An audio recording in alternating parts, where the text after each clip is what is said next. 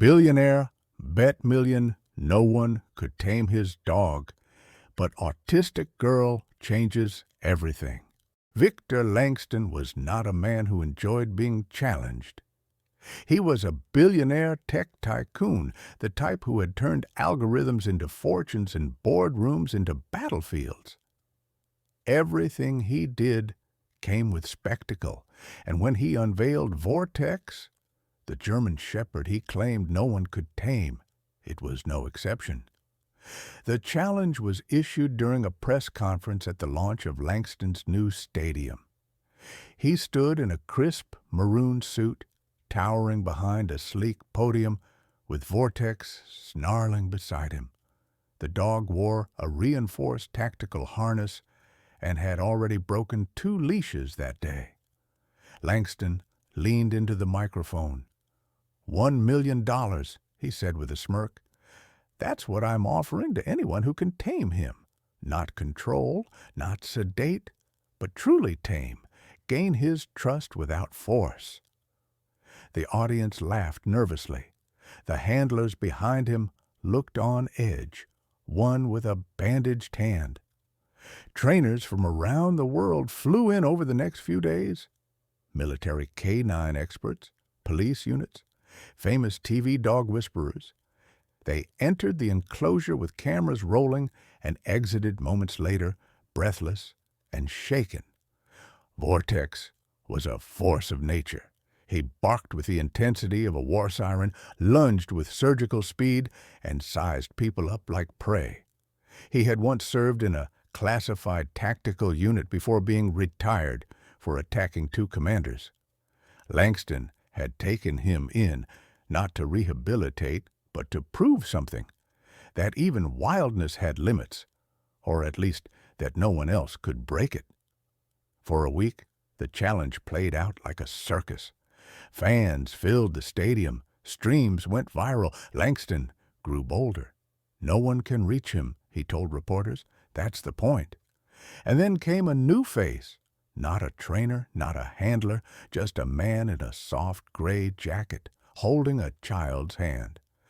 They didn't enter with media or security. They just sat quietly in the back row of the open arena seating, unnoticed by most. The man's name was Aaron, and the girl, Lily, was his 6-year-old daughter. Lily didn't speak. She was diagnosed with nonverbal autism at age 3. Crowds overwhelmed her. Loud noises made her freeze. She didn't hug strangers. She rarely even looked up. But when the gates opened that day and Vortex was led into the ring, something in her shifted. She stood. "Lily," Aaron whispered, startled, "do you want to leave?" She shook her head. Vortex growled across the ring, pulling his leash taut. The trainer looked worn out already, but Lily didn't flinch. She stepped toward the railing, and for the first time in hours, Vortex stopped barking. Langston, sitting nearby, noticed. He turned, raising an eyebrow. "What's this?" A handler stepped in front of Lily instinctively, but Aaron held up a hand. "She's not competing, just watching." But Lily had already done something strange. She placed her hands together, palms flat and fingers up, in a prayer-like gesture. Then she held them still. Vortex tilted his head. The handler jerked the leash. "Sit!" he barked. But Vortex didn't respond to the command. He only kept staring at the girl. Seconds passed. Then Vortex, slowly, cautiously, lowered himself to the ground. Gasps echoed through the crowd. Langston stood up. "What is going on?" Lily took a step forward. The dog's ears twitched, but he didn't growl. She took another step, soft and deliberate. Aaron's heart pounded. She had never approached a dog before. She had never approached anyone unprompted, and yet here she was, mere feet from a dog so dangerous it was considered untamable. "She's not on the list," Langston muttered. "This isn't part of the event." "No," Aaron replied quietly, "it's not." Lily stood still. The wind caught her long brown hair as she looked directly into the dog's eyes, unafraid, unreadable. And then she did something that no one else had dared. She reached out. Her hand hovered in front of Vortex's snout, trembling slightly, fingers open. Vortex didn't move, not at first, but then he leaned forward and touched her hand with his nose. The stadium went silent.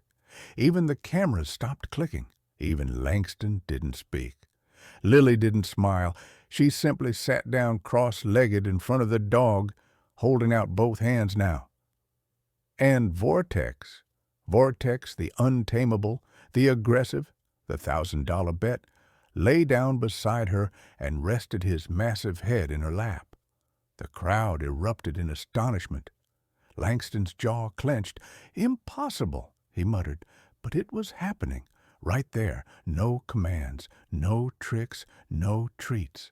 Just presence, connection, a girl who had never spoken a full sentence, and a dog who had never trusted a soul.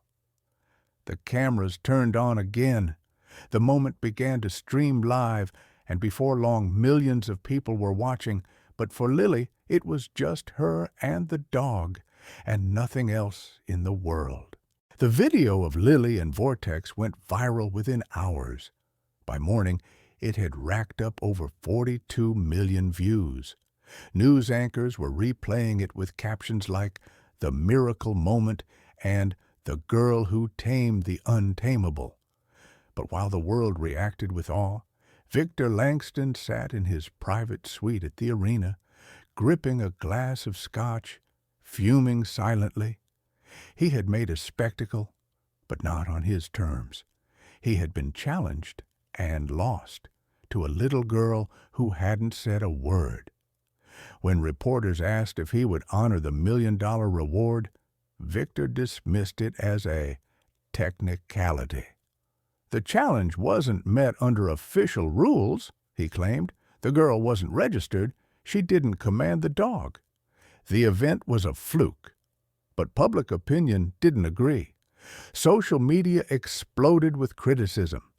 Commentators called him heartless. Celebrities offered to match the reward if Langston didn't pay. Petitions demanding he donate the money to autism programs gathered hundreds of thousands of signatures. Meanwhile, Lily didn't care about the money. She only wanted to see Vortex again. Her father, Aaron, was stunned when the arena called them back. Not from Langston, but from one of the trainers. "We're on your side," the trainer said. "The world saw what happened. We'd like Lily to visit again. Vortex hasn't been the same since she left." Aaron was hesitant. The exposure had been overwhelming. But when he showed Lily a photo of Vortex, her face lit up. She grabbed her denim jacket and hugged her plush rabbit tight. They returned through a side entrance away from the media. Inside the arena, Vortex waited in the training area. The same beast who once terrified professionals now paced anxiously, ears twitching, tail swaying as he caught Lily's scent. The moment she walked in, he barked, not in aggression but excitement. His paws danced. His tongue lolled out, and when she knelt, he trotted over and leaned into her arms like a puppy. "Never seen him like this," the trainer whispered. Over the next hour, they watched in awe as Lily walked with Vortex on a loose lid. No commands, no bribes, just calm energy. When she stopped, he stopped. When she sat, he lay beside her. At one point she placed her hand on his chest, and he closed his eyes like he'd found peace. Eventually, Langston showed up. He stood at a distance, arms crossed, expression unreadable. Then, to everyone's shock, he stepped forward and said, "Let her bring him out." The stadium was packed again, this time with even more eyes watching, waiting to see if what they had witnessed was real. And Lily delivered. She walked Vortex into the arena without fear. The dog stayed close, alert, but relaxed. When the crowd clapped, Vortex flinched, but Lily gently tapped his back, and he settled. It was more than obedience. It was trust. Langston took the mic. "I made a bet," he began, "that no one could tame this dog. I was wrong." Applause erupted. "I was also wrong to say she didn't win. In fact, she did something more powerful than taming. She connected, something no amount of money or training could force." He turned to Lily, then handed a check to Aaron. $1 million, he said, "and my apology." The moment was broadcast live, but the real story came afterward. Instead of keeping the money, Aaron announced they would use it to start a foundation, the Lily and Vortex Trust, to fund therapy animals for autistic children. Donations flooded in. Lily's story inspired researchers to study the way children with autism communicate beyond language.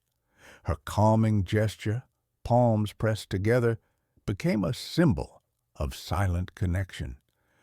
Over the months that followed, Lily and Vortex traveled together, visiting schools, hospitals, and special needs centers. Wherever they went, something magical happened. Children who had shut the world out began to reach, not always with words, but with hands, with stillness, with trust. Langston, now humbled, became the foundation's biggest donor. He even had a statue built outside the stadium of a little girl with her hands together and a German shepherd at her side. On the plaque were 5 words: "Connection needs no commands." Years later, Lily would give her first public speech. She was older now, still quiet, but growing into herself. Vortex sat beside her, muzzle graying but eyes bright. She stepped to the mic and whispered, "He heard me," even when no one else could. The crowd stood in silence, then thundered with applause. The moment wasn't just about a girl and a dog. It was about what the world too often missed, the quiet, powerful language of empathy, and how one girl, without saying a word, taught everyone how to listen. If you enjoyed this story, don't forget to give it a thumbs up and hit that subscribe button for more emotional, dramatic, and unexpected tales. And let us know in the comments, where in the world are you watching from? We love hearing from all of you. Until next time, stay kind, stay curious, and keep watching.